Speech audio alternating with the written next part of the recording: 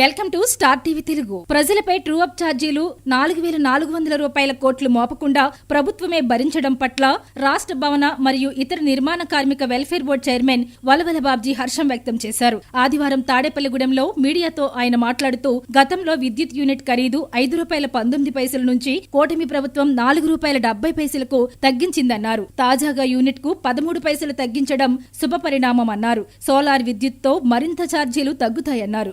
గత ప్రభుత్వం మరి ప్రజల మీద అనేక సార్లు భారం వేసిన సంగతే మీ అందరికీ కూడా అయితే 4,400 కోట్ల రూపాయలు ఈవేళ ట్రూ అప్ ఛార్జీల పేరుతోటి ప్రజల మీద భారం వేయవలసి ఉండగా దాన్ని ముఖ్యమంత్రి గారు ప్రజల మీద భారం పడకుండా ప్రభుత్వమే దాన్ని భరిస్తుందని చెప్పి తెలియజేయడం అనేది చాలా మంచి పరిణామం. అలాగే ఏదైతే విద్యుత్ కొనుగోళ్లలో గతంలో మరి ఎన్నో ఇబ్బందులు పడిన పరిస్థితులు ఉన్నాయి. ఒక యూనిట్ ఖరీదు ₹5.19 కొంటే మరి ఈవేళ కూటమి ప్రభుత్వం వచ్చిన తర్వాత దాన్ని ₹4.70 చేయడం, యూనిట్ కి 13 పైసలు చొప్పున తగ్గించడం, రూప్ ఛార్జీలు పూర్తిగా పడకుండా చేస్తూనే 13 పైసలు తగ్గించడం. అలాగే ఈవేళ సౌర విద్యుత్ అలాగే సోలార్ విద్యుత్ వేళ ప్రతి ఒక్కళ్ళు కూడా పెట్టుకుంటున్న క్రమంలో మరి కేంద్ర ప్రభుత్వం ఇచ్చిన 3 కిలోవాట్లకి ₹78,000 సబ్సిడీ ఇస్తే దాన్ని ప్రజల నుంచి ఇంకా కొంచెం అమౌంట్ పడుతుంది. అది చూసుకుని మరి ప్రతి నెల కరెంటు బిల్లు ఆదా చేసుకునే విధంగా ప్రజలు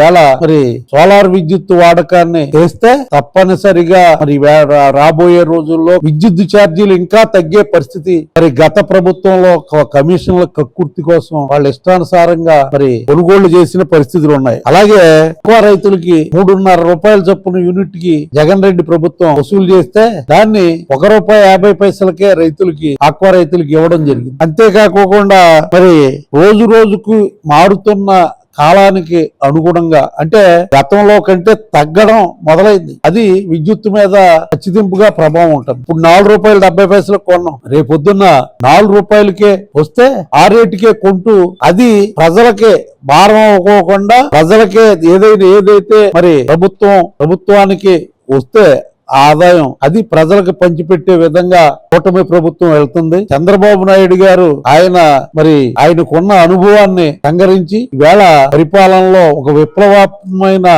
మార్పులు తీసుకొస్తూ ఒక పక్క సంక్షేమ పథకాలని కొనసాగిస్తూ ఒక పక్క అభివృద్ధి కోసం లక్షల కోట్ల రూపాయల పెట్టుబడులు తీసుకొస్తూ ఈవేళ పరిపాలన సాగిస్తున్న విధానాన్ని ప్రజలందరూ కూడా హర్షిస్తున్న పరిస్థితులు ఉన్నాయి.